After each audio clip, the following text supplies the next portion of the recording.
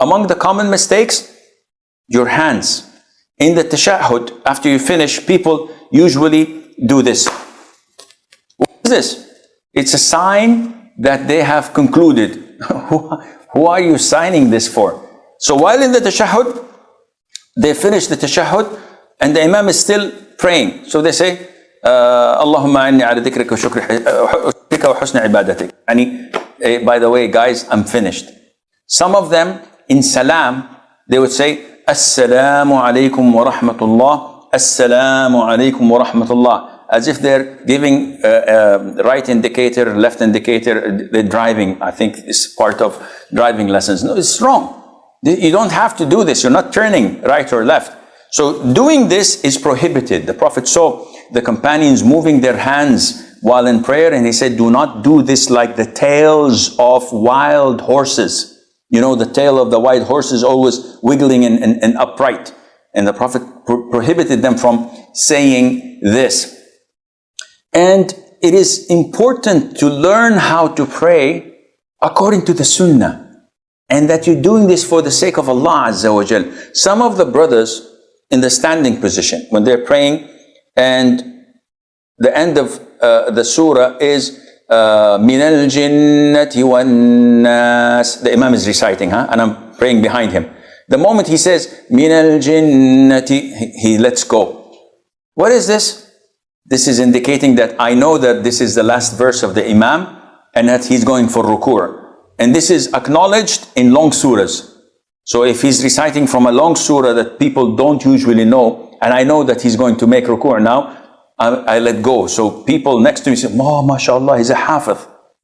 He says, Sheikh, I didn't do this for that intention. Why did you do it then? Don't. Follow the Imam. As long as the Imam is doing this, you do it. The moment the Imam says, Allahu Akbar, you let go. But not fulfilling this and doing it before the Imam means that there's something wrong. Either you want to inform people that I know the surah and I know that he's going for ruku', I'm a smart man. Or there's something wrong, I don't know what. Another thing that a lot of the Muslims fail to do is the moment the Imam says, Assalamu alaikum wa rahmatullah, you find the congregation doing this. And if the Imam take his time to do the left one, they say, come on man, I'm waiting. Imam, what are you doing? Come on, yahi, my neck is hurting. So they do this, and this is totally wrong. They should wait until the Imam says, Assalamu alaikum wa rahmatullah, Assalamu alaikum wa rahmatullah. Now they say their first tasleem, Assalamu alaikum wa rahmatullah, Assalamu alaikum. So it is wrong to do tasleem with the Imam when he first does his first. No, you have to only move after he finishes the salam. Also, a very common mistake is how you follow the Imam. What do you mean? The companions of the Prophet ﷺ told us in an authentic hadith that when we used to pray with the Prophet ﷺ, we did not bend our backs. Now they're in the standing position, their backs are straight.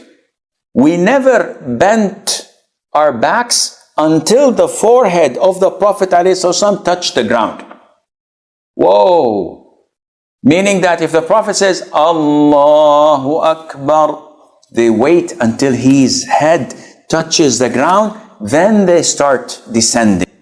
The vast majority of people, the moment the Imam says, they immediately go and fall. Maybe they're fitter, faster than the Imam, so they raise him and they go to prostration before the Imam, and this invalidates their prayer. So you be careful. You do not move from the pillar you're doing to the following pillar until the Imam reaches it. So in ruku', he says, Allah, you don't, until he bends. Then you bend. When he says, Sami Allahu liman hamida, once he's erect and standing, you stand up and you cascade this to all your prayers.